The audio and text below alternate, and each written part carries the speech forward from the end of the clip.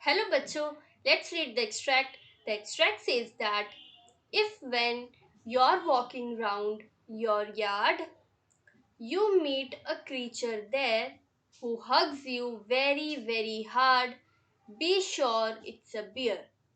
If you have any doubts, I guess he will give you just one more cares.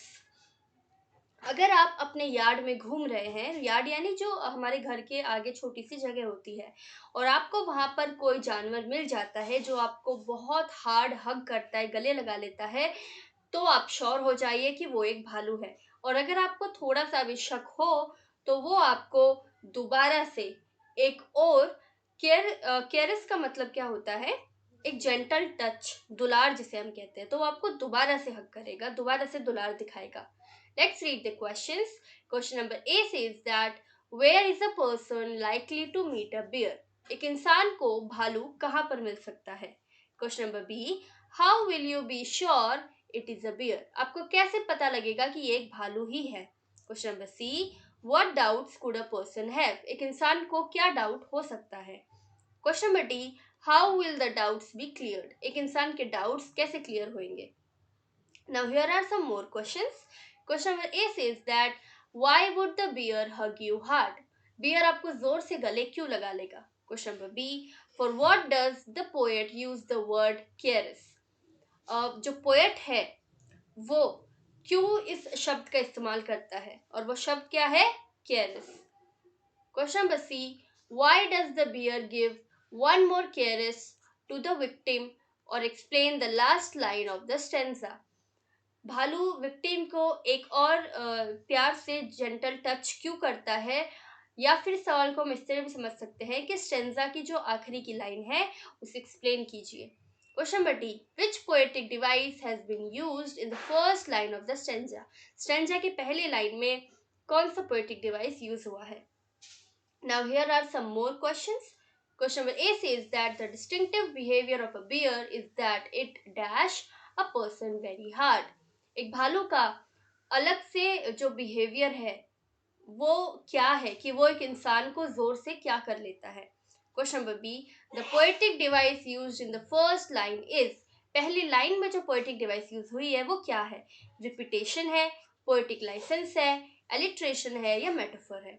Question number C, a word in the stanza that means a gentle or loving touch or stroke is. Stanza में ऐसा कौन सा शब्द है जिसका मतलब होता है कि बहुत ही प्यार से एक जेंटल टच किया हुआ, छुआ हुआ किसी को, जो हम दुलार जो दिखाते हैं वो? Question number D says that the tone in the last two lines is, आखिरी दो लाइनों में टोन कैसा है?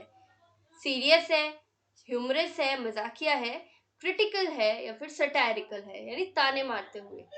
And question number E says that the rhyme scheme of the stanza is, stanza की राइम स्कीम क्या है? Let's understand the key concept knowing about bear, भालू के बारे में जानना.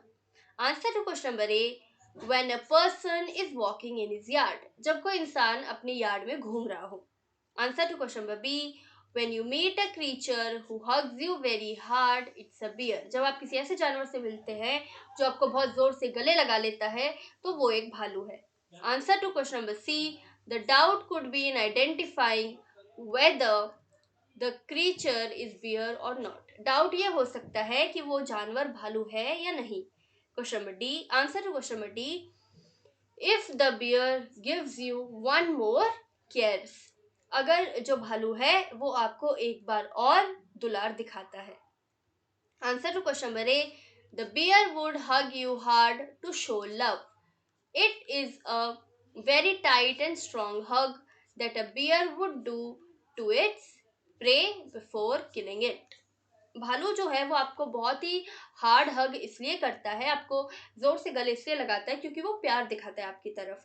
और ये हग इतना टाइट और स्ट्रांग इसलिए होता है क्योंकि वो अपने जो उसका शिकार है उसको मारने से पहले उसका ये तरीका है उसको टाइट और स्ट्रांग हग देना.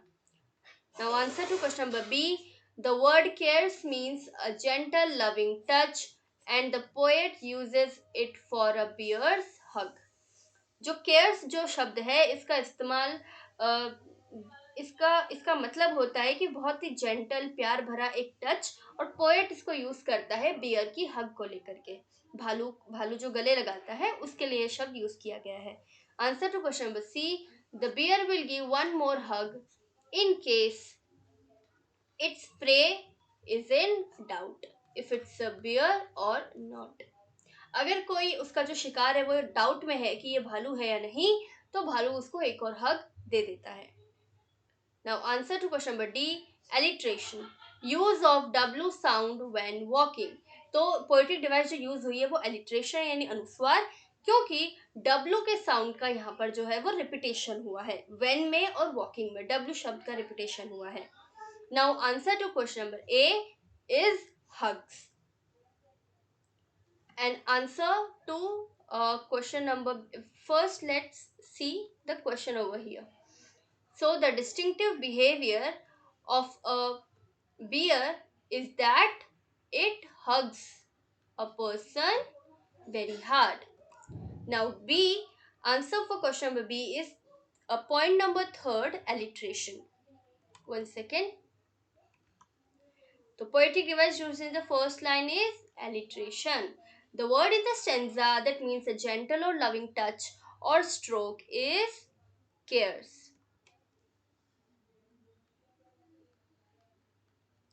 The tone in the last two lines is humorous. Second point, humorous. The rhyme scheme of the stanza is A B A B C C. A B A B C C. Hope you understood the question well. Best of luck. Thank you so much.